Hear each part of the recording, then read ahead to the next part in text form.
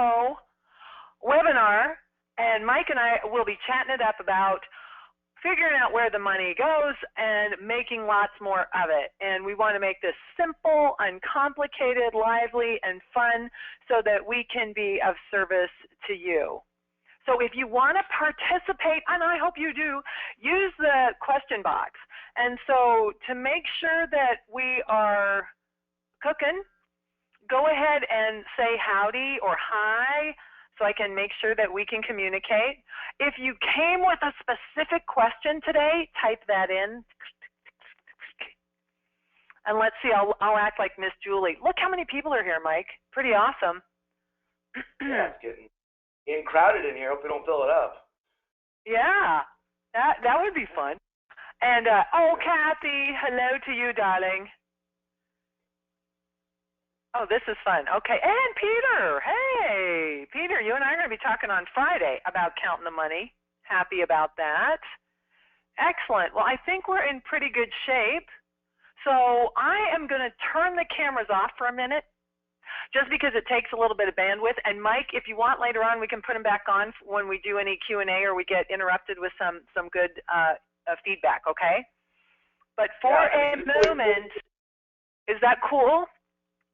Well, I was just thinking, now that we're kicking this off, just simply to share a few things. So, for everyone that we invited, obviously, I want to acknowledge, thank you for showing up. Thank you for being part of this.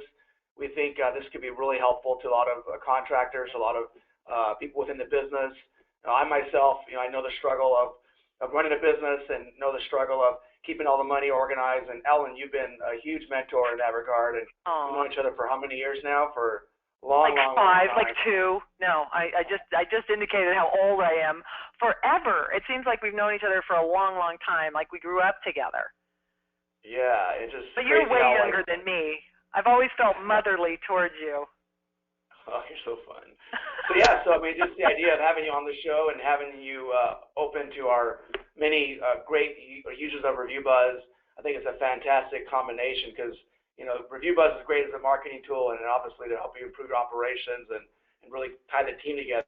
But at the end of the day, what really matters for everyone that's in the business is for us to, as contractors, to make money and for us to have, the opportunity to give to, a better life for our kids and for our families and, so we can be better entrepreneurs, better business people. So it's an honor to have you, Ellen. You've been, like I told you, huge mentor to me, and you helped me in my business when we needed the help, and you turned things around for us. And we came a long ways before you came and helped us. And we're our accountability coach and took us through all those areas where we needed help and held our feet to the fire. And you were motherly, but you were obviously sometimes you came in as a father too, and you gave me the right things I needed to hear. And I mean, I wanted to hear, but I needed to hear because you needed both sides of that, right? So anyhow, if everyone's on, you're in for a treat. Ellen is fantastic. Obviously, she has lots of energy. And she's one of my favorite people. So with that said, we can turn the cameras off if you'd like, but I just want everybody to know that. Well, let me brag on you a little bit. One of the reasons why we decided to collaborate is because I've become a huge fan of Review Buzz and president of the Review Buzz fan club. And at Zoom Drain, our drain and sewer franchise, we're using it and loving it. It's not just a cool tool for engaging with our customers. What we're finding is that as our techs get good reviews, it's really building their confidence and helping their sales go up. So there's just all good things about getting a 5-star review, and you make it really, really easy to do that. We've gotten, I think in 1 month, when we first started, in 1 month, we got more reviews in 1 month than we had gotten in the previous year. So there's a testimonial for you just personally from our company using them. So thank you, and love, love, love. And like I said, Mike and I have a shared history and concern for making sure that that business owners in general are making the kind of money that they deserve. That you go out there every day, there's so much risk, there's so much to do, and you deserve to make a ton of money doing what you love. And I didn't learn this stuff in college. Laura and I were just sharing. We both went to the University of San Diego. Laura, I graduated at the top of my class, #1. And I did not know how to balance a checkbook, even though I had a degree in business administration. So you won't learn street smart stuff like we're going to share today in college. That's why we're here. I love college, but hey, there's more, and it starts right now. So, oh yeah, we got a lot of howdies. Type in questions as you come up with them. And Mike, I'm going to turn off the cameras, which is hard for me because I love being on camera. Just saying. All right, so let me get going with the slideshow. All right, so here we are. The name of our program today is Where Did the Money Go?, starring Ellen Rohr and Mike Montano of Review Buzz. For those of you who have not met me before, I'm going to give you a short version of my story. But once upon a time, I married a plumber. On the left there, that's Hot Rod the Plumber. About 32 years ago, because when we first got married, we moved to Montana. And we lived in a shack, literally a shack with no running water. And we spent every dime we had drilling a well that never hit water. So my husband, the plumber, figured out a rain collection system, which included this barrel. I guess it also doubled as a dog wash. And what I learned then that I didn't know until I married a plumber is that he has magical skills. I didn't know anything about tradespeople. We called people when I was a kid. I thought when you didn't flush the toilet and somebody came and fixed it, then it was a miracle. And what I learned from my husband, the plumber, is that it is a miracle, keeping good water from bad water, protecting the health and safety of our nation. And electricians, I got to know other trades. Electricians wrangle lightning. Septic guys turn bad water into good water again. I call them the wine water guys. Heating and air guys create weather. From my perspective, as someone who doesn't work in the trades, I think it's a miracle what you do. And I think that if you're on the phone and you're working in a business where you're a tradesperson, I am devoting this class to you. Now, the cool thing about accounting and business and finance and the topics at hand today is that they're universal. This is a universal language, that understanding how money works, where it goes, how to make more of it, is the same in any business. Would you agree, Mike? Do you see what I'm sharing here as far as what we're going to cover today? Yeah, absolutely. It's not just about just providing plumbing services or air conditioning service. It's really business, right? And business 101 is you got to make the money, and that's why I think it's so important to have you on this show so that we can share with people that need to know that, because that's what comes first. And for me as an entrepreneur and as a service provider, I learned that a little bit later in life than I should have, and I would love to give that gift to give people opportunity to get back on track, or more importantly, to get ahead of the curve so they don't get behind. And because at the end of the day, what really matters is how much you keep. Yes, and so what happened is I want to spend most of our time on the content, so I'm going to breeze through my story. You can ask questions if I skip anything that you want to know about, but what happened is then my husband's partner died. He worked himself into an early grave. It was tragic and awful. And then I quit my real job and I went to work for my husband, the plumber, and it was absolutely awful. So I also am very sensitive to family businesses and that kooky thing that happens when you're married to each other. It's your dad or your mom or your kid. It adds a level of emotion and kookiness that makes the money even weirder. Luckily, I found a mentor. Another mentor of Mike's, too, was Frank Blau. So when did you meet Frank Blau, Mike? Wow, that was a pretty interesting moment. I met him probably about, it seems like forever, but it's been about, I think, 6 to 8 years. I met him at a show, and I was, probably about my 15th year in the business. I thought I knew my stuff. I was on flat rate. I was one of the original guys that started flat rate way back in the early beginnings of it all. And so he brought me and pulled me to the corner and said, "Hey, Mike, come here real quick." And I literally pulled up a flip chart. I don't know where he got the flip chart from, but he's like, "How much do you charge?" In his pocket. Yeah, he goes, "How much do you charge?" And I'm like, "Oh no," because I heard about this, the legend, Frank Blau, and I knew he was all about, how much money you're making, how much money you should have to retire. And I'll make it short. I literally exaggerated my number just to try to hopefully meet his expectation, and I was like completely off based on him wanting me to have a retirement fund based on him wanting me to have the ability to retire, based on all the things that we should as owners be thinking about. And I obviously was in the mindset that I'm young and I don't have to worry about that yet, but that was completely crazy. So anyways, Frank Blau, if you haven't met him or don't know about him, you just wrote a book about him, in fact, right? I was just thinking I was going to put this in the question box at Shuby.com. You can also get it at Amazon. It's called Soaring with Eagles, because that's the kind of guy Frank is. Soaring with Eagles, the Frank Blau story, and or at Shuby.com you can go get this. So I'm going to send that over in the chat box so you can take a look. If you know Frank, or if you'd like to know Frank, the book is his life story, and he's very proud of it, and it was an honor to be able to do it. So anyway, Frank is the one who hit me on the side of the head and said, you're not making any money because you're not charging enough, and you don't know how much to charge because you're not paying attention to the numbers. And he was right. Even with my fancy college degree and all the experience I had as a business person, I never learned these basics, the stuff that we're going to encourage you to explore and study today. So in the time that we have today, I'm going to underline a couple points that I want you to write down. If you are committed to becoming a good financial manager, of figuring out accounting and finance well enough to use this information to make better, faster, more profitable decisions, you can do that.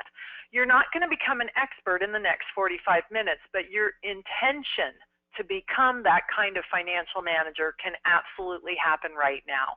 And I'm here to share with you, if I can learn this stuff, anybody can. I'm creative, I have no attention span, I'm distractible. Mike can attest to all those things. So if I can learn it, you can learn it. And what we're going to try and do is strip away the stuff that doesn't matter and help you get focused on the few things that do matter in your development as a good financial manager today. So that's my overall intention, is to help you, to encourage you to lay claim to the power that you can have if you know how to read and use financial reports, if you know where the money goes, and you proactively work to make more of it. After I turned, Hart and I turned our little plumbing company around, got out of debt, started making money under Frank's counsel, and because I studied it, I realized it wasn't that hard. I started to help other mom and pop shops. I ended up becoming the first employee and the president of Benjamin Franklin, the Punctual Plumber. And what I learned there that's really important for us today is that the simple systems that I had developed were adequate to grow an empire.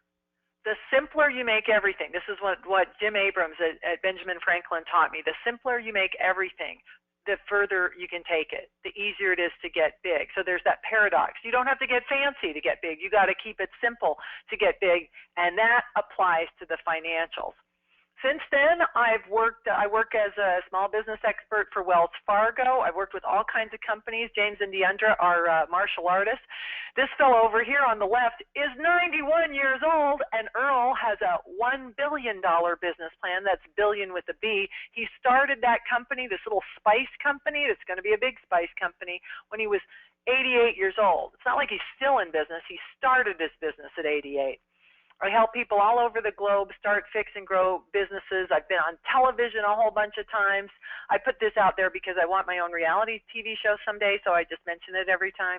And then I'm also the president of Zoom Drain and Sewer, and here is the team on the cover of PHC News last September, so I'm really proud of what I've been able to create.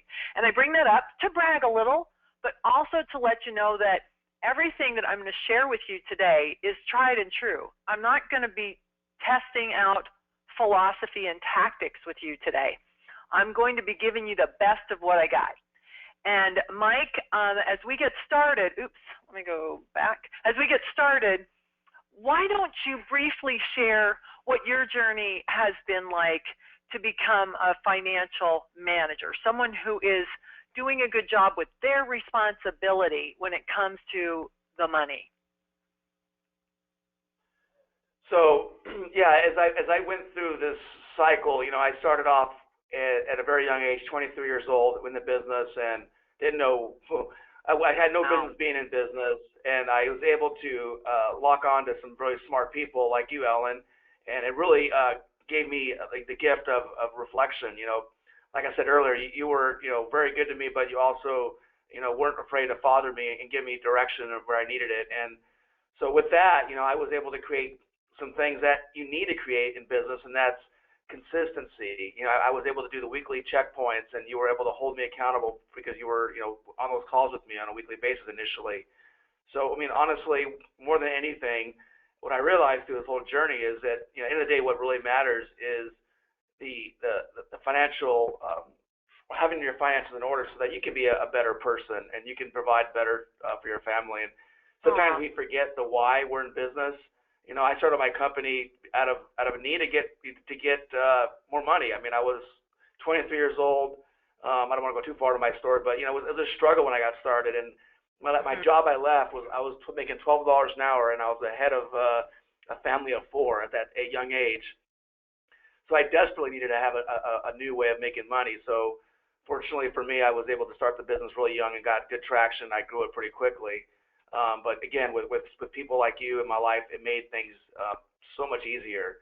And sometimes we as entrepreneurs, we get to where we go, where we're at, but we do it because we're stubborn. We do it because we're just optimists. We do it because we just aren't afraid to fail, and sometimes that works against us. And when it comes to being organized and consistency and making sure your systems are in place, and you're creating simple, real easy ways to manage your money and manage your business. Sometimes that could be something that you don't fall back on because it's kind of boring, right? Who wants to talk about finance? Who wants to talk about money? But let me tell you, Right. when you hit the rough times, nothing matters more than knowing where the money went.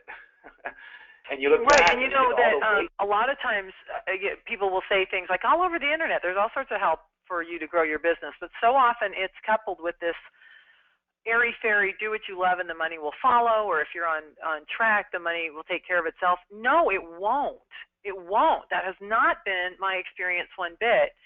And I want you to do what you love and discover what your purpose is and live each day in joy and service and take care of the money. So, for me, the journey was initiated by a point of massive pain. I was so broke, so tired of it. We'd racked up so much debt. I quit my job. I went into the business, and it was within 1 year, we just had this avalanche of debt that we could not service. And this is where I thought, I am not spending my life like this. So that's what caused me to make the reach out. For some people, it could be, you know what, I'm young, I want to make money, I've got ambition. Whatever it takes for you to lay claim to this course of study, to your commitment to becoming a good financial manager, good on you. What we're going to do over the next few slides is explain why we're here and why becoming a responsible financial manager is a good thing. We're going to share what you need to do that, and then give you some hows. Here are some tactics that you can put in place right now. Mike, thanks for that little format. I love it, and we'll be using it for future webinars. And I've got a couple of free gifts. Now, at the risk of being distracting, I hate to give you something to read while we're talking. I don't want you to download them right now. I am going to refer to them later on, but notice over in the handouts section of your control panel, we've got a couple of freebies for you, and we've got some information for taking next steps if you're interested that we'll share at the very end of the webinar. So just note that the handouts are there and you can download them. Don't start reading them. Stay with us now, and we will make reference to those in a little bit, okay? Now, Mike, we should find out about our team here. So we got a little survey. Okay, so I'm so happy about this. It's a poll, and on your screen, you should, let's see, rate your financial savvy. We're going to ask you to rate your financial savvy. So with like a 1 being, let me launch it. Oh, look, it shows up. Okay, so with a 1 being, I really don't look at the financials. I don't know what you're talking about. That's a 1. And 5, I understand them. Balance sheet, profit and loss, I use them to make decisions. Go ahead and click on a number 1 through 5. And now we play Jeopardy music, right? Yeah. Okay, so I'll leave the poll open for a second, but go quickly. The universe loves speed.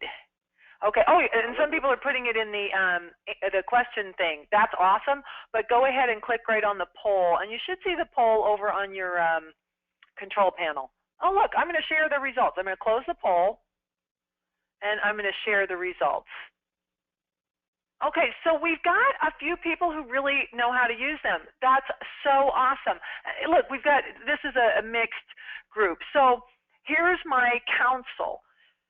When you're listening today, some of the information that I share, if you've indicated a 5, is going to be too basic for you.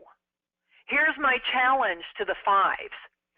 Use what we're sharing today as a way to help someone else on your team or in your family understand and use financial reports. So what I'm going to do is challenge you to become a teacher, to help me and Mike spread this information far and wide. So I think you can use the information in the recording today to help somebody else, okay? So that's my challenge to the 4s and the 5s.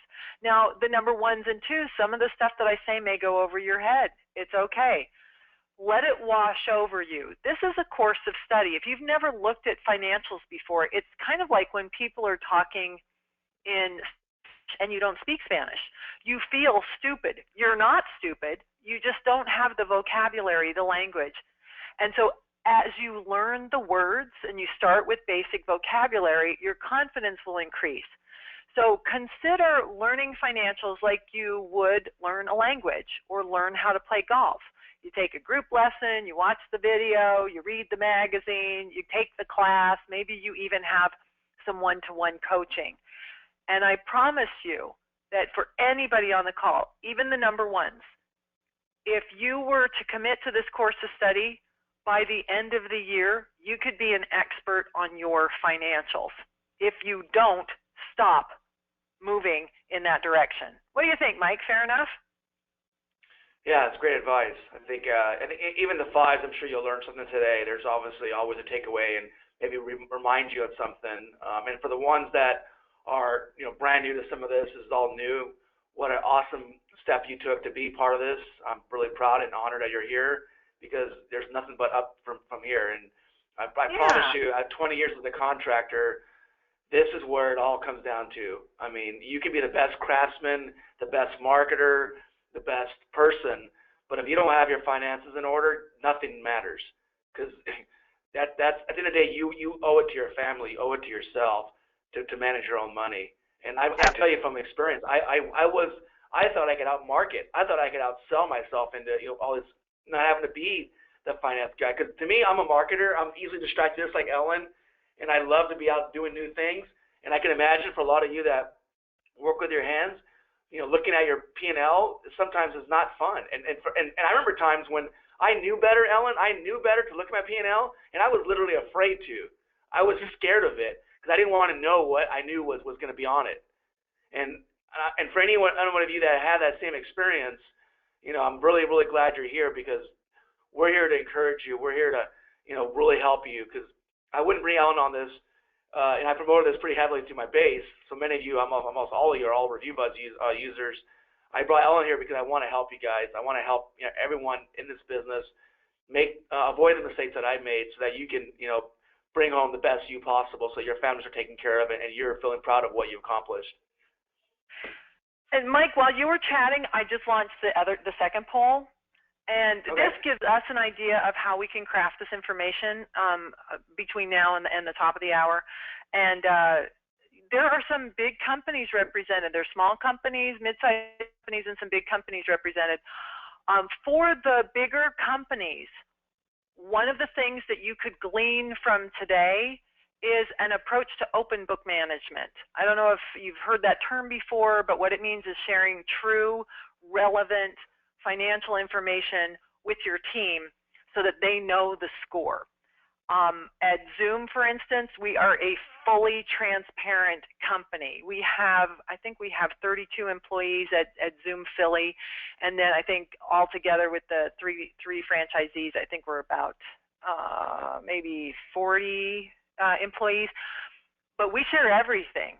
And that can be a scary thing for the larger companies, but I am telling you that that is one of the smartest things I've ever done in my career. Now, what we're going to share with you today, we're going to talk about why and how and what and how to apply this financial information. But what to share is something that will be revealed during the course of our program today. So thanks for telling us a little bit about you, about your financial savvy and the size of your companies, and let's dig into some of the topics that Mike and I have planned for you today. So what are the dangers of not knowing for you, for your team? The most common call I get as a business expert is, I'm not making any money, I don't have any cash flow, I wake up in the middle of the night frustrated with this. Some people will share that they are getting resistance to getting to a point where they understand where the money is, that they understand the financials.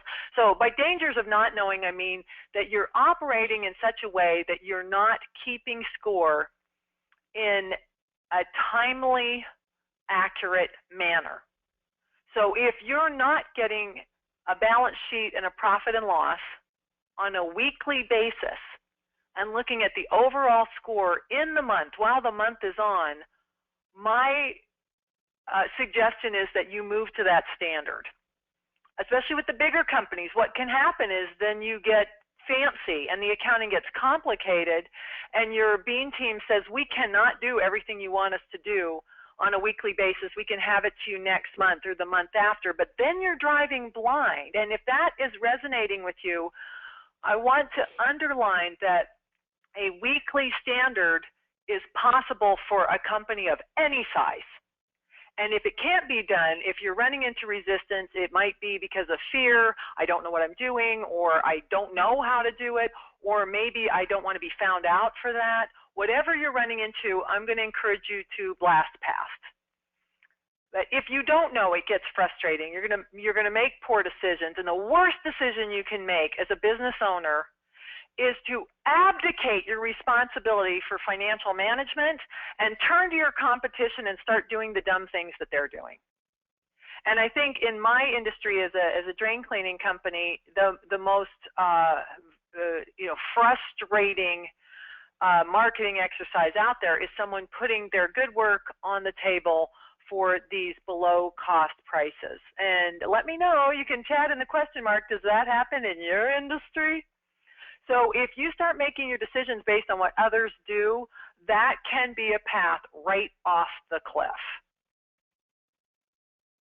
So what do you want to do? Well, let's talk about the benefits of knowing what your financial situation is. I just wanted to share a quick story here. The fellow in the middle is he is a Benjamin Franklin franchisee.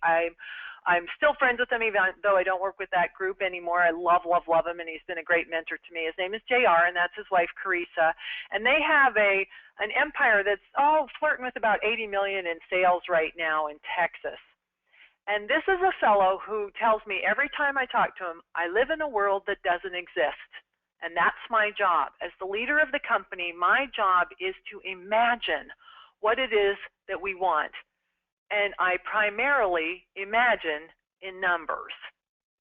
So he spends most of his day thinking about what he wants and translating that dream into metrics.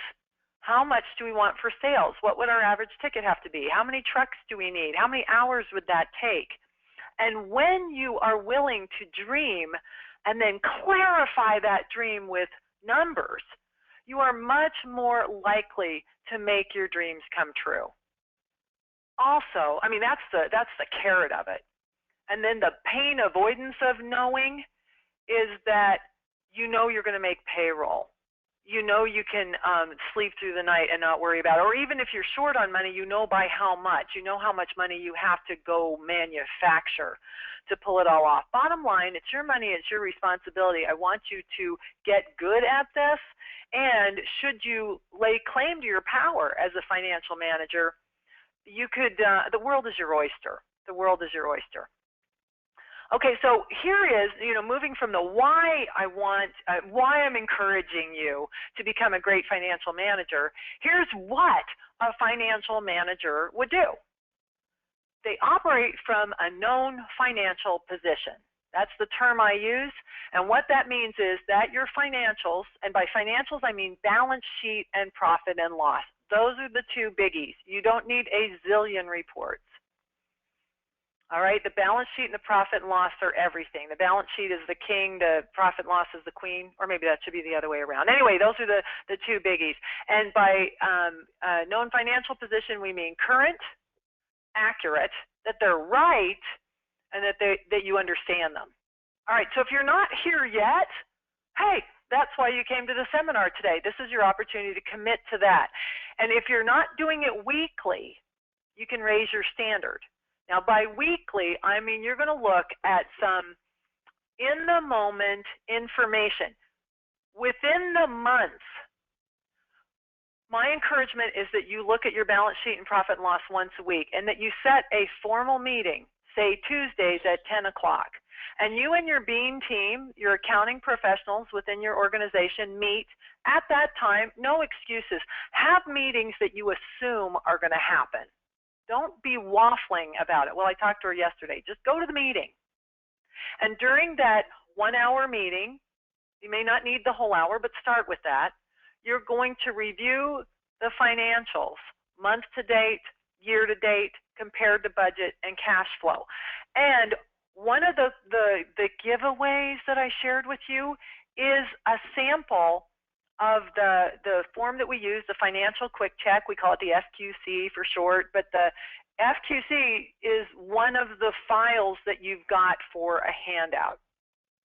Now, if you would like, you could open it up as I share. If you can do that and listen, great. If you can multitask that way.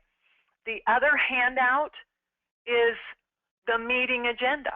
So if you and your financial team are going to meet once a week, I gave you a handy little agenda and some explanation and some instructions on how to fill out this financial quick check form. Aren't I a nice guy? All right, now once a week, you're going to meet with your Bean team and review the financial quick check. Once a month, you're going to close the books. You're going to close the month.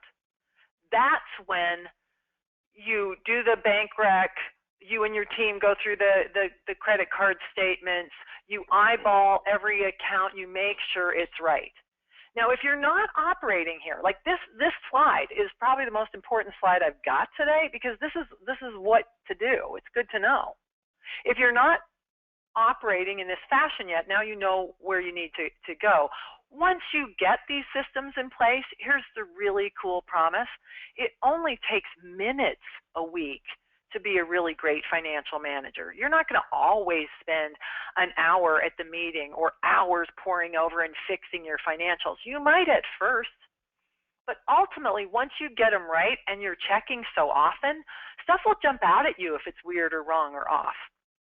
Mike, as I switch to the next slide, anything that jumps out at you so far? Well, I think discipline is really what it comes down to, and in our business, especially for everyone that's in the HVAC or plumbing business, it's very on demand.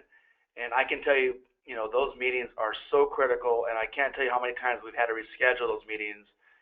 And I highly recommend, if you really want to be the ultimate owner of this, you have to really think about how you're going to get this, how you're going to commit to this, and how you're going to get your team to commit to this, because they'll come up with all kinds of reasons why it can't be done today, and you'll have reasons why it can't be done today.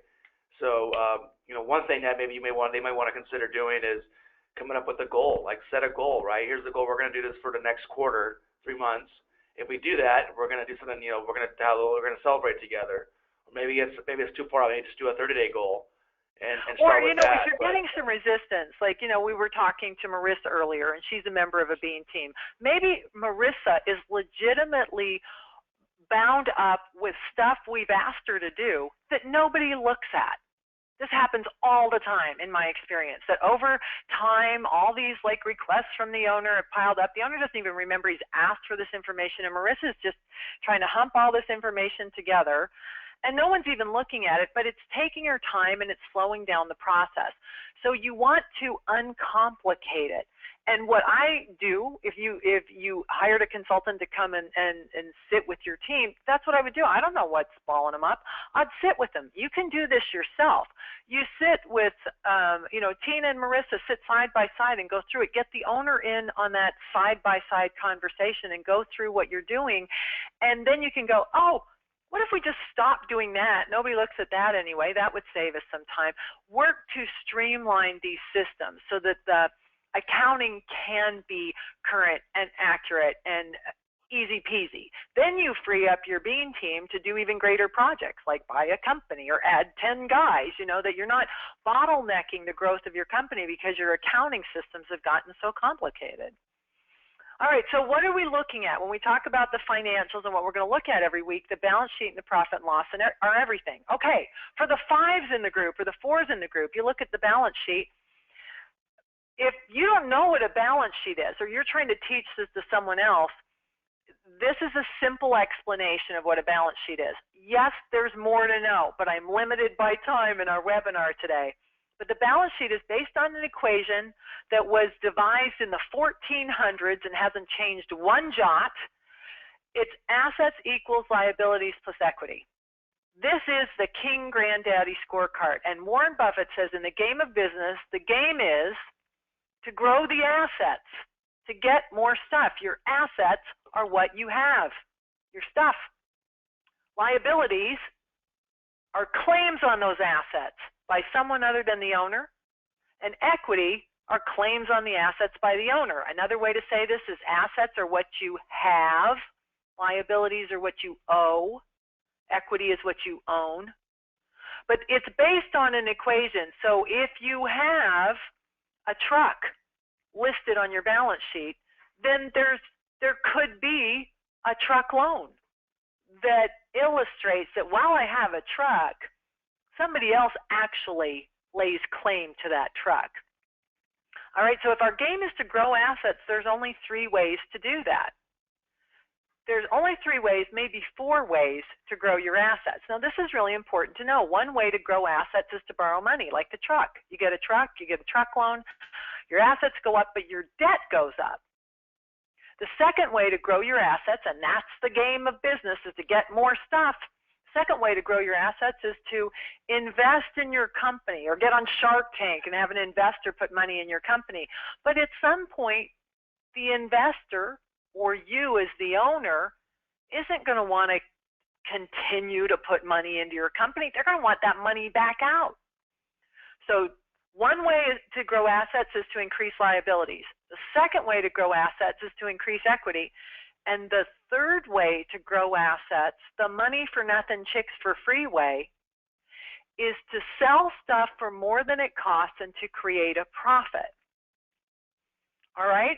So let's look at the third way to grow assets, because I'm telling you, amigos, no matter what size company you have, the answer to your financial challenges is to create a solid profit and take it in cash. In other words, collect the money now.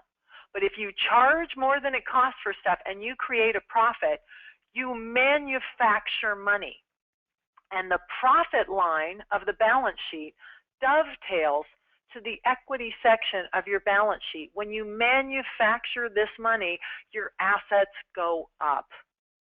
Now, that may be an elegant, beautiful description of something you already know, if you're a 5 or if you're a 4. If you're a 1 or a 2, that might have gone zipping over your head. Here's what I want you to really underline for today. You can fix your financial challenges by creating generous profitability and taking that money in cash. That is how you fix financial problems. You can't borrow your way out of a cash flow crisis. Business is easy. Now, if you do create a really great profit and you start growing assets and you start to do this in a scalable, standardized way, the fourth way to grow assets is for someone to buy your company for more than it's even worth. That's the fourth way. And that only comes by utilizing the third way to grow assets, which is to create profit. Does this make sense? Isn't that elegant and beautiful, Mike? I mean, that changed my life knowing that. Yeah, it's simple, and it's almost too simple. But at the end of the day, what really matters is knowing what to charge and knowing what's falling to the bottom line. And it's so easy to get distracted with everything going on in the business. I mean, there's so many moving parts in this business. It is probably one of the most complicated businesses you can be in, is in the home service business. And because it's so dynamic and it changes by day by day, it's so easy for things to get really off track. So I think it's really important to echo that, and make sure that people realize the importance of focusing on, what it comes down to, and that's make sure your money's falling to the bottom line. Okay, so let me just weigh in with the group here a little bit. So are you clear on the big picture, weekly balance sheet, profit and loss? I gave you a couple of tools that we're going to explore in a little more detail here in just a moment. Monthly, you're going to verify the financials, close the month, do the bank recs, get really tight. And can you see that you're going to need some help at your company? If you're a one-man band, you got to learn it yourself. You just do, and it's not the worst thing, and it won't take forever. And if you learn it, you will never be held hostage. You'll never be bamboozled. At a big company, you might have already lost control. And it might be time for you to sit side by side with your bean team and say, why aren't we at a known financial position? Or help me understand this. I don't know what I'm looking at, but I bet we could figure it out together. And if you and your CPA and your bookkeeper or another business owner who has some savvy, or maybe you might need to call in an accountant or a QuickBooks expert or somebody, figure out what's holding you back. Sometimes you're not getting the information because there's blaming going on. Get rid of blame. A common way this manifests is that your bookkeeper inherited a mess from an old bookkeeper. It doesn't matter how the mess got there. If we could get past blame in a culture, in a company, we can start to create a really great culture. And this applies to everything that is not working at your company. Sometimes you'll hear from great business experts to delegate things like the accounting. Delegate, don't abdicate. And by abdicate, I mean that you close your eyes, you abandon your responsibility. Delegating means that someone else could do the heavy lifting of data entry, but that at least once a week you're elbow to elbow with the people creating the financials so that you know what you're looking at. You might have to kiss a few frogs. If you're getting resistance from your bookkeeper, your data entry people, your CPA, if they're being a martyr or intimidating you, find someone who's going to support and love you through this process, who wants you to become a good financial manager. I wish all the accountants I met were awesome. Some of them are awesome. If you don't like your accountant, find another one. It is your money as the owner of the company. It's your responsibility, and of all the things you can't abdicate, this is one area. My rookie year, I mentioned earlier, it took me about a year to figure out my asset from my elbow, and I went kicking and screaming most of the way. It doesn't have to take that long. You just have to embrace it. And how do you know if you're getting resistance or not? I'm going to just tell two quick stories about a couple of guys. Let me call, N is going to be Nick. Nick and I started to work together, and his bookkeeper hijacked the process. We can't afford this. It's I don't trust her. You shouldn't show your financials to anyone else. If you're getting that kind of resistance to this counsel, the counsel I'm giving you today, that's a red flag. Now, it could be that that bookkeeper is overly protective of the owner. Sometimes that happens. It could be that the bookkeeper is ripping the owner off. That happens. A lot. Or it could be that the bookkeeper doesn't know how to do it and is afraid of being found out. I don't know. If you're getting resistance, I want you to get real. Because let me tell you about E, and I'll call him Edward. Okay, Edward embraced the counsel that I'm giving you today. And he and his bookkeeper, who did not have a college degree, did not have any letters behind her name, just was super willing, basically capable and interested in learning, the two of them teamed up and made short work of figuring out the money together. And every time that I talked to him, my heart soared because there was no blame. It was fun. They were working on a jigsaw puzzle together. They really embraced the process. This shouldn't be miserable. So I'm just trying to share from my experience and strength that if you're running into any of this resistance, that you power through. And I'm giving you some examples so that you might recognize if it's happening at your company. Get rid of the blame. Use the team that you have. Give them the chance to help you. But if you can't get what you want, find somebody who's going to help you become a good financial manager. All right, so getting back into the how. How do you do it?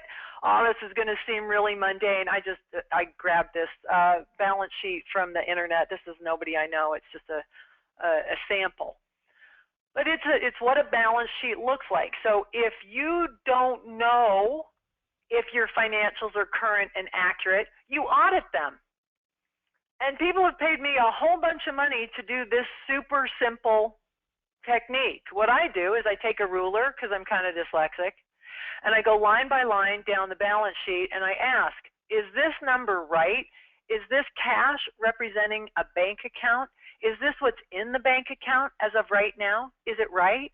And either I put a smiley face because I get, yeah, that is right. That is what we reconcile our bank account every month. It's rocking awesome. I put a smiley face next to it, or a frowny face if I know it's wrong, or a question mark if I don't know. And I go line by line by line. And if you don't know what a line means, like if you don't know what less allowance for doubtful accounts means, you ask questions until you figure it out. There is nothing in accounting that is beyond your ken.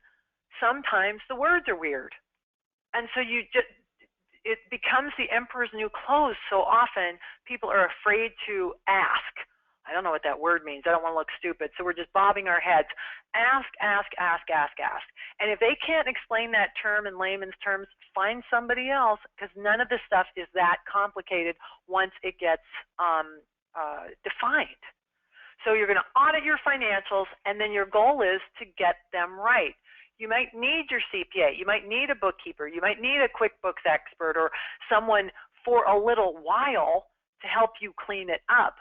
Once it's fixed, you don't need that person anymore. There is a house cleaning moment here to operating from a known financial position.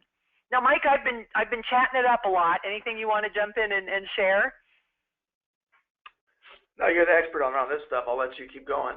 Okay, and then if you've got a comment or a question, dear listener, go ahead and type it in so that we know that you're tracking this, and if I can slow down a minute, at least clean up the communication. So you might assemble your bean team. Now, this is what you look for in a CPA or a bookkeeper. I tell you what, I like tidy. I like tidy because numbers, it should bother your bookkeeper or your CPA if things are messy. They should be tidy. They should be nice. They should be friendly, helpful, talk to you in real terms, not beat you up, be available. Those are things you're looking for your accounting professionals, Now, this weekly financial meeting and the agenda, this is a reference back to the handout that I gave you. You can get your nose right up on the screen, but I want you to understand the concept behind this dashboard report. Once upon a time when I was figuring out the money, Hot Rod, I would go into Hot Rod is my husband. I'd go into his office and I'd show him the numbers, so excited. See, this one's good. This one over here, this is bad. This one I don't know, but I heard it's better than last. I would just blow him out of the water by giving him too much information. So what he said to me is, he said, what if you boiled down the few numbers you're pointing at and you put them on one page? And that was a life changer, a business changer. So for any company, you could create a dashboard report or a snapshot report, and my handout is just a suggestion. You can make it your own. But for the larger companies who are listening, this is a super appropriate way to dive into open book management. So for instance, at Zoom, the bookkeeper, the controller, the owners, the service manager, the field supervisors, and the dispatcher, and one randomly selected team member go to the financial quick check meeting every week. That's where they talk about the money and the top projects. So we share this information with the team, and this collapsed content is a really nice, appropriate, relevant level of information. So if you have a service division and an install division, for instance, you could see the metrics for sales, for cost of goods sold, for each of those divisions. And you could look at overhead as a whole, you could look at the cash flow position, and then you're going to compare month to date every week to the budget. How close are we getting? The goal is to make money with the sales you have today, make sure you make a profit every month no matter what your sales are. And then job 2 would be, can we hit budget? And imagine, do you have folks on your team competitive enough that if you were $1,000 from the best month you've ever had, and there were 3 days left in the month, would there be anybody on your team who, if they knew that, would pull out all the stops to go make one more sale? You know, knowing the score while the game is on transforms business. I can't tell you how excited I get. It's a one-page report that can change everything for you. So the handouts that I gave you today are no small thing. You know, look at them, study them, embrace them. Send me an email if you have a question. But I am really excited to share that information with you.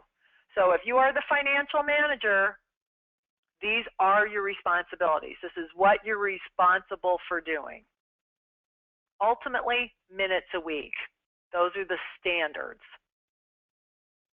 Okay, so now suppose you're looking at the information once a week. You put a budget together and you're just not making it. The sharpest tool I have in my toolbox in order to create more profit for my company and for my clients' companies, and my suggestion to you is be willing to raise your prices. You can only cut costs so much. So what Frank taught me, and here's Frank right here, here's my mentor, Frank Blau. What Frank taught me is you've got to charge more than it costs. So confront the numbers, get to a known financial position, look at the financial quick check every week. And then you could add up all your costs of doing business and divide them by the number of widgets you sell or billable hours you could sell, and charge more than that. And most importantly, ignore what others are doing. Fair enough? Okay, so now, Mike, let's talk about raising prices. I almost felt the energy of that, like kind of, it's like it got a little more subdued. I don't know if it's just me flashing back onto my own experience, but hey, if you raise your prices, consider this. If you raised your prices by 10%, all other things being equal, that 10% is going to flow right down to the bottom line. You will make more money. If you're operating at a 10% profit and you want to make 20%, raise your prices 15%. Why not? It doesn't even have to be that accurate. Just make it 15% instead of 10%, and you'll make more money. What's the scary part of this, Mike? And maybe you could share some tips for raising your rates. Because if the numbers aren't where you want them to be, the sharpest tool in my toolbox is going to be a suggestion that you raise your prices. Let me noodle that for a minute. Why don't you go ahead and jump to your suggestions around that? Okay, I'll share from mine, and mine are super easy. Like, I'll tell you, back in the day with my team, I decided if I was going to charge more, I was going to have to be better. So we bought them shirts, which replaced the shirts that one of my guys used to wear that said, "Kill them all, let God sort them out." Okay, that was the standard that we had, that it was okay for that guy to wear that shirt. So what I did is I said, well, let's get new shirts. And that's really all it takes. I mean, the bar for customer service in almost every industry is so low that if you show up clean, sober, on time, dressed right, you can charge 2, 3, 4, 5 times what your competitors charge. Now, I know there's guys on the call who've experienced this, so go ahead and share from your experience, strength, and hope here. Anybody got something to share? Go ahead and share what your experience. Were you scared? Now, what's the worst thing if you don't raise your prices? Well, if you're losing money, you're going to have to borrow money to keep up with cash flow. You're going to have to put more money into your company as an investor. There aren't that many moving parts. So if you're losing money and you don't raise your prices, you're going to continue to add to your debt. I mean, there may be ways to control costs. I get that. But my experience is that most contractors aren't wasting tons of money. They're just underpriced. That's generally the bigger issue than being wasteful. Now, the best thing that happens is you start to make more money. And money buys options, buys freedom, buys a way to dig out of mistakes, allows you to get out of debt. Mike, you want to share? One thing that I mean, it's not, for me, I definitely can see how many times we don't realize what we should be charging. And Frank Blau was a huge advocate of making sure you're charging the right price. And I was sort of resistant to it because I didn't want to put myself, in a scenario where I would be, considered the highest priced guy. I didn't want to have that. I just didn't want to have that image on our company. But I do think that, when it comes to, what are the jobs that make you the most money, identifying that are things that I realized towards the end of my career that really mattered. So the jobs that I were the most profitable on, I would focus my marketing to get more of those kinds of leads. My most profitable customers, I would focus on trying to get them back in the door again, trying to get them back buying from us again. So I think that there's, when it comes to making more money, you'd be surprised where that money can come from. And I definitely agree with you that raising the price if you're underpriced, that's a good place to start. But from my Mike is a little more conservative than I am on this bandwagon.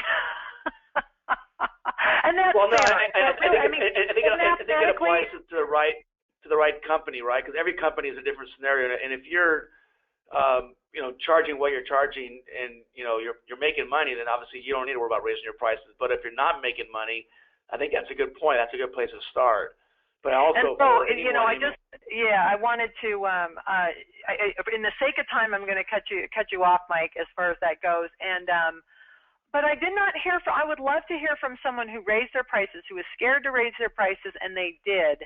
And what advice they would give to someone else who may be fearful. So go ahead and type that in. I'm not seeing a response, and I think that if someone were encouraging, that would be a nice thing. So I'm going to leave that up to you to type something in.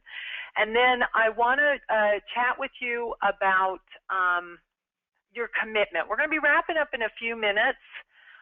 So I wanted to share a couple more things with you before we wrap up.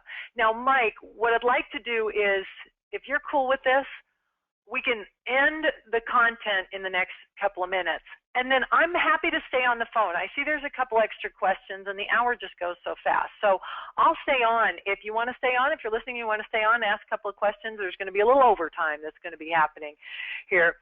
But let me wrap up by saying, listening today, I would encourage you to make a commitment today. If your job as the owner is to become a good financial manager, a better financial manager, then make that commitment. Or as the owner, to start teaching financial literacy at your company, I encourage you to make that commitment, or in your family. Or if you are a member of the Bean team, that your commitment is to help the owners make better, faster, more profitable decisions, and to figure out how to communicate what's in those financials to them. That would be an awesome commitment. With no whining, people lesser folks than you have accomplished this, and maybe pick one thing that you're going to commit to today and either write that down or make a mental commitment that you're going to improve your you're going to improve your relationship with the financial manager or as the financial manager. Oh, and thank you, Skip, for suggesting I raise prices regularly and use Tom Grandy stuff. Tom Grandy is a rock star. It's a great way to get clear on the numbers so that you can make more money. All right, I handed out the financial quick check as a freebie, and I am putting a link in the question bar, in the question, let me go back up, in the questions section. Can you see that website, HTTPS, and it says TW251? That link will take you to another set of tools that I've put together. We're calling it the Financial Toolkit. It is $7.95. 2 videos, you and me going through how to get to a known financial position, how to break through resistance, how to do an audit, how to put a budget together. And I even work with a gal named Brittany who's just starting a business, and we work in real time with the budgeting form. I've included a budgeting form. There's forms, tools, exercises, lots of good stuff. And so if you are interested, go ahead and click on the link. And I put it in the chat in the question box a few times so that you can click on and see that. So for me, I was pretty beat up when it was time for me to figure out the money. And as I look back over my long life, I've been doing this a long, long time. It is one of the few things that I've done that has made all the difference to my family, to my community, to my career. Even if times are tough, when you are operating with open book management, when you're true and real and current with the numbers, then your team knows the score. If you have to let someone go, it doesn't come as a surprise. If there are bonuses to be had, it's going to be there. It adds so much sanity and joy and fun to the game of business. My encouragement is that you embrace the information that we shared today and use it to become better, faster, financial managers. Mike, what parting words do you have to share before we turn into the after the call and get a little informal and work through some questions? Well, I'm excited for everyone that made it on the call. It looked like almost every single person stayed on. We even added a couple extras, so that was phenomenal. So great job cool. to everyone on the call. And for those that are the ones, Ellen is your go-to person, the 5s. I think Ellen still is your go-to person. I brought Ellen in because I wanted to really share with every one of you that's on the call, what opportunities that she could bring to your company to make you more money and help you achieve your goals. So super excited to have done this with you, Ellen. You're a rock star. And, for anyone who's in a tough spot and, you're a ReviewBuzz user, Ellen offered me a chance to sponsor someone. So check, hit me up, Mike at ReviewBuzz, and if you're in a tough spot and you need the help, I've been there many times myself, and you need something that, I'm able to help you. I'm able to get you a sponsorship if you're in that situation. So, but thank you, Ellen. You're a tremendous help to the community of contractors. We need more of you to be out there to helping these guys live better lives and bring home more to their family. They deserve it. And it's just an awesome opportunity to have you and help these guys, and I hope everyone took some nuggets away, and I look forward to doing this again real soon with you, Ellen. Woohoo! Well, thank you so much. And so the hour is up, and we want to, start and stop on time. So if you have to take off, we'll see you later, alligator. If you want to hang out, I'm going to hang out for another 15 minutes or so, or if there are any other questions, and we can just chat it up. If you watch Bill Maher on Friday nights, he does overtime on YouTube. So that's this is the overtime section of the call, and I saw there were a couple of good questions. Oh, hello to Alan. Hey, hello right back. And Tom Grandy was a price book recommendation. Tom Grandy is another statesman of the industry, of the contracting industry, and his stuff is rock solid. So I highly recommend him and his numbers crunching processes.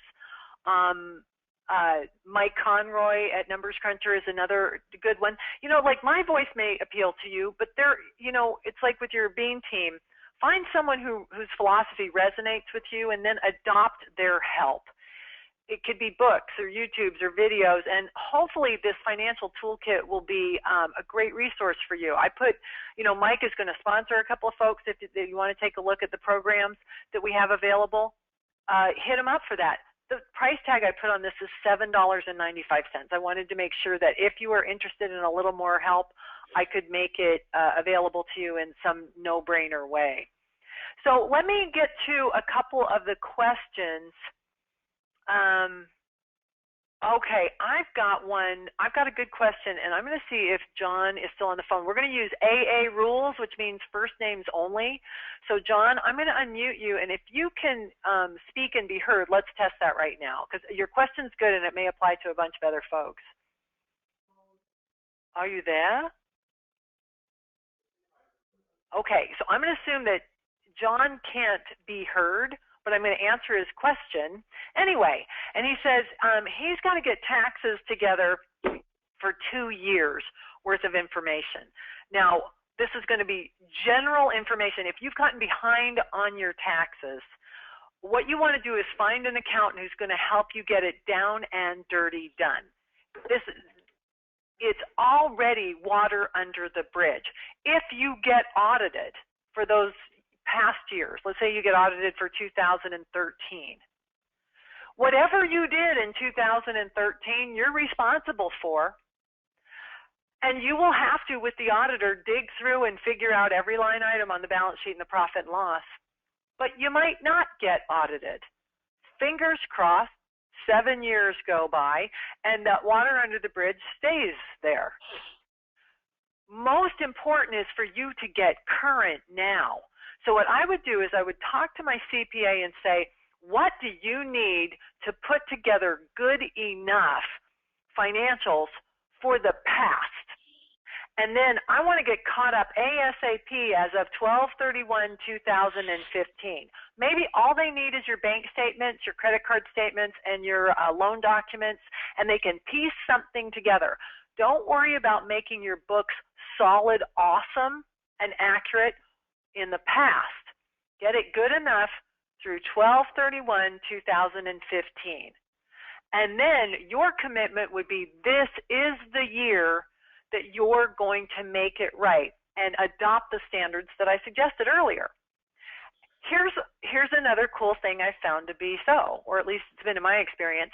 If you do get audited for 2015 and your books were a mess, and you show the auditor that I was a knucklehead then, I didn't know what I was doing, but now I'm smarter, your effort to make them tight and right and good will not go unnoticed by the auditor. Auditors are people too. You're going to buy donuts or, get some fresh fruit. You're going to be kind and nice, and you're going to get them the information that you need and try not to make it a big antagonizing situation if you get audited. So your current behavior will absolutely give them some confidence about your past behavior. But if you act like a jerk, they'll probably dig up everything you could possibly do. All right, so hopefully, John, that's what I would do. I'd find a very good CPA and tell them I want to get caught up fast as simply as we can and set some goals and make it so and make sure that you're not the one holding up the process. Okay, let's see. How do we get the text to believe? I'm going to see if Diane is still on the call. Hey, Diane, I'm going to unmute you, and you're on the microphone, so you may or may not be able to be heard, but do you want to chat it up with me? You want to try? Okay, Diane, no, but I'm going to answer Diane's really great question. How do you get your text to believe in your prices when a customer resists? So, I mean, it's two things, really. Let's get them to believe in your prices. I didn't know better than to use open book management when I was first figuring out my asset from my elbow. Going back 20 years when I was, raising my prices, getting to a known financial position, all the stuff I'm sharing with you today. I didn't know any other way to do it than to show them my math. And I didn't know there was a word for it. It's called open book management. Another guru who's had a big impact on me is a fellow named Jack Stack. The Great Game of Business is the book. I'll type that in too. The Great Game of Business by Jack Stack. Blew my mind. I love this guy and consider him a great mentor. But what the open book management did was allowed me to explain, this is why we have to charge this much. These are our costs.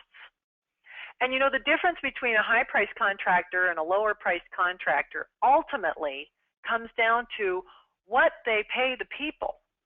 Do you want to pay the people better? Your prices go up.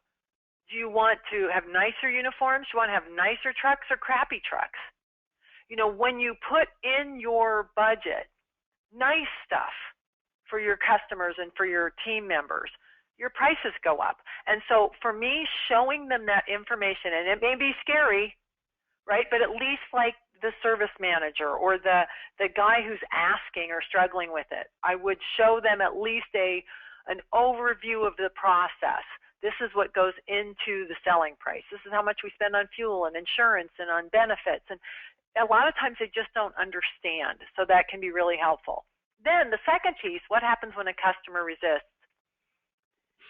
If you're going to put your service techs in a situation or your frontline people in a situation where they're going to be asking for the sale and your prices are higher than someone else's, my philosophy is you are committed to help them do that successfully by training them in relevant, appropriate ways. So you have to help them become really great technicians and good at operational skills, so that they're organized and they don't make a mess, and that they're perceived as expert, and that they understand the sales process, and you work with them on their communication skills. See, Diane, a lot of guys got into the trades, if you have service people, because they didn't want to talk to people, or they are shy. They're more comfortable with, this is stereotypical, I know, but there are a lot of guys who are more comfortable with the mechanics of it than with the people part of it. You don't ever have to become a plaid jacket wearing, fast talking salesperson, ever. In fact, that works against you. Your technical skills will take you very far. Your operational skills will take you very far. And the best salespeople I know are quiet. They ask good questions and listen, and then they make appropriate suggestions and offer the price. And you can help them get good. By the time a customer resists, you're really behind the 8 ball. It's really an indication that you've got to back this process way up and put on your top projects list that we're going to have to invest in some sales training. We're going to have to commit to getting the manuals written, etc. Hey, another really great consultant that you might want to follow, I'm going to put his website in here, is Al Levy at appleseedbusiness.com. He is the best operations guy I've met. If you're thinking, I got to get systems in place, procedures, manuals, a training center, Al is my go-to guy and one of my best friends. So I put his website in there too. Okay, and Skip, we met at the Chimney Convention almost 10 years ago. I'm getting so darn old. Is it true? Let's see, is it true you have to complete the previous year's numbers to move forward? Let me ask this. Where is Miss Kendra? Kendra, I'm going to see if I can bring you on the phone just because it's kind of fun to have someone chat it up with me. Now, can you be heard? Say hey. Okay, Kendra, it's going to be me talking to you. Oh, you're welcome, Diane. I hope that was helpful. Okay, let's move to Kendra's question.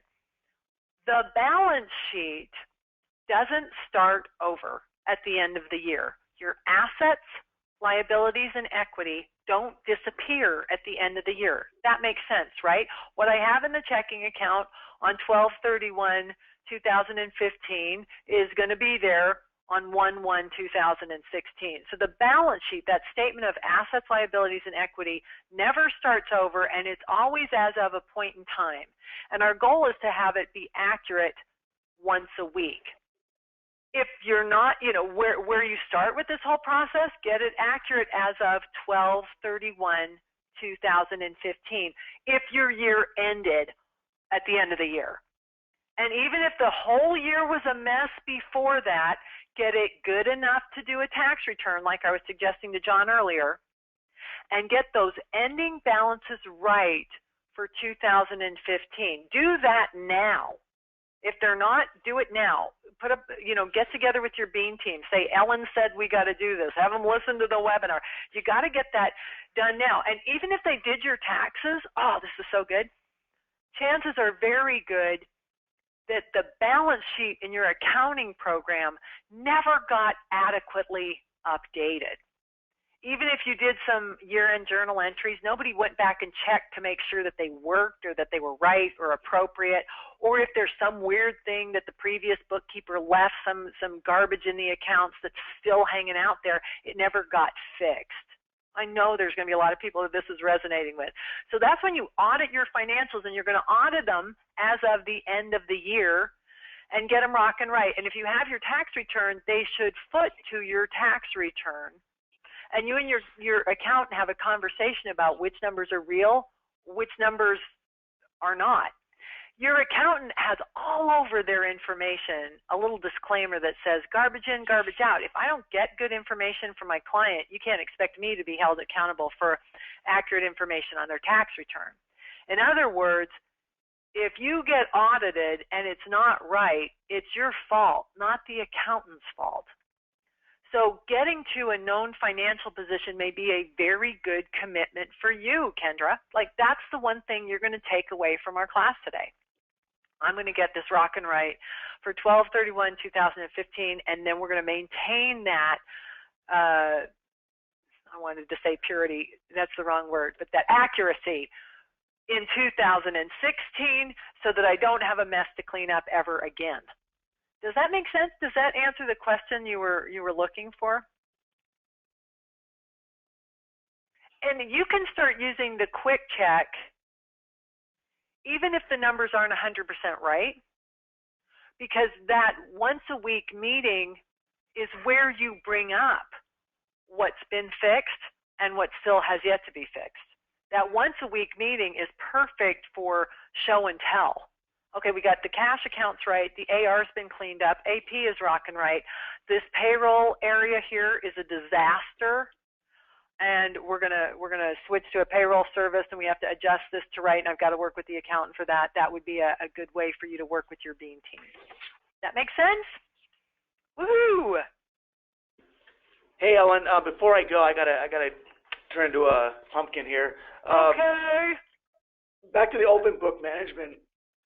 I had an interesting experience when I actually rolled that out. Okay, let's hear it. I was really worried about my employees would think when they figured out how much I was paying myself. So one of the things I did to start off the conversation was I asked them to guess what I made. And I was about, I think maybe a $2 million company at the time when I rolled this out.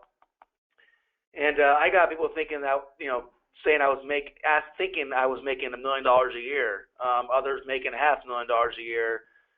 Numbers that were way out of line to what I was really making and what I was actually showing. Here's what I pay myself. Here's what I make. So for anyone who's a little bit concerned, nervous about others knowing what they make, you'd be surprised to find out what they think you make. So I think that was very courageous to do that. And at Zoom, everybody knows what the owners make. We just really have gone 100% to transparency.